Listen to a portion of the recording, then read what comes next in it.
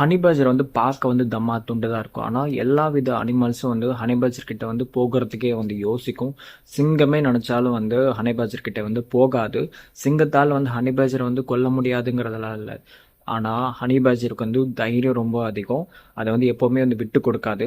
சிங்கத்தால் வந்து ஹனி பஜரை கொல்ல முடியும். ஆனால் அதற்கான விலை வந்து ரொம்பவே அதிகம். ஏதோ ஒரு கட்டத்தில் வந்து சிங்கத்துக்கு வந்து பயங்கரமாக அடிப்படும். அந்த அடிப்பட்ட காயத்தோட வந்து கடைசி வரைக்கும் வாழ்நாள் முழுக்க வந்து இருக்கிற மாதிரி ஒரு சுச்சுவேஷன் வந்து அந்த சிங்கத்துக்கு வரும்.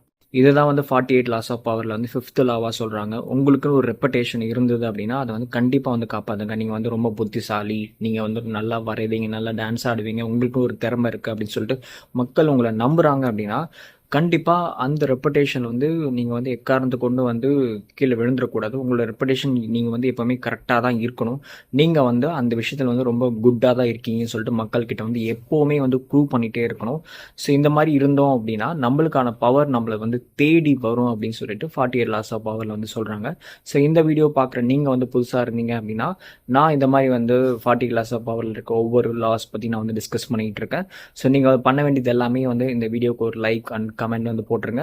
இந்த வீடியோ வந்து நீங்கள் வந்து யூடியூப்ல பார்த்துருந்தீங்கன்னா சப்ஸ்கிரைப் பண்ணுங்க. இன்ஸ்டாகிராமில் பண்ணி பார்த்துட்டு இருந்தீங்க அப்படின்னா ஃபாலோ பண்ணுங்கள்.